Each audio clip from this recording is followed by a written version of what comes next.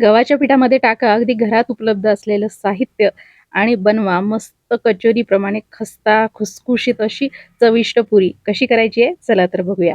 त्यासाठी 2 वाट्या गव्हाचं पीठ, 1 वाटी बारीक रवा यामध्ये घालायचा आहे. व्यवस्थित मिक्स करून आता 2 ते 3 टेबलस्पून कडकडीत तेलाचं मोहन यामध्ये घालायचं आहे आणि व्यवस्थित सगळ्या पिठाला चांगलं चोळून घ्यायचं. तेव्हाच तर पुऱ्या छान अशा खुसखुशीत खस्ता तयार होतात. त्याचबरोबर ह्या पुऱ्या अगदी 4 ते 5 दिवस टिकतात. प्रवासासाठी नेऊ शकता, मुलांना टिफिनला बनवू शकता.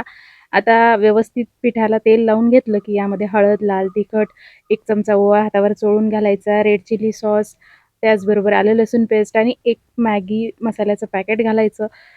कोथिंबीर आणि कांद्याची पात, त्याचबरोबर चवीनुसार मीठ घालून आता हे पीठ आपल्याला मळून घ्यायचं आहे. सगळ्यात आधी सगळं साहित्य पिठात व्यवस्थित मिक्स करायचं आणि लागेल तसं थंड पाणी घालून पीठ मळून घ्यायचं आहे. कोथिंबीर थोडी जास्त प्रमाणात घालायची आणि कांद्याची पात जी आहे ना, एकदम बारीक-बारीक कट करून घालायची आहे. घट्टसर पीठ मळून घेतलं, की अगदी 10 मिनिटासाठी मुरायला ठेवायचं. तर इथे मी ना मस्त स्टीलचा अशी किनार असलेला चॉपिंग बोर्ड घेतलाय, जेणेकरून तो अजिबात खराब होणार नाही. चांगला मोठा आहे. त्याचबरोबर असा तो गॅस ओट्याला व्यवस्थित लावला जातो आणि तो पॅक बसतो, सरकत नाही आणि खूप छान आहे. तुम्हालाही पाहिजे असेल तर लिंक मी देईल, तुम्ही जर कमेंट केलं तर. चला तर मग आता पीठ छान मुरलंय आणि आता काय करायचं, छोटासा पिठाचा गोळा घेऊन हलकीशी जाडसर पुरी लाटून घ्यायची आहे.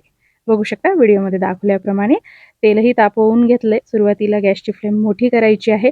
गॅसची फ्लेम मोठी असली ना, की पुरी लवकर फुगते आणि मग एकदा पुरी फुगली, की मग गॅसची फ्लेम मध्यम आचेवर करून पुरी छान दोन्ही बाजूने खरपूस तळून घ्यायची आहे. तर अशा पद्धतीने अगदी घरात उपलब्ध असलेल्या साहित्यामध्ये मस्त चविष्ट ह्या खस्ता पुऱ्या आपल्या तयार होतात.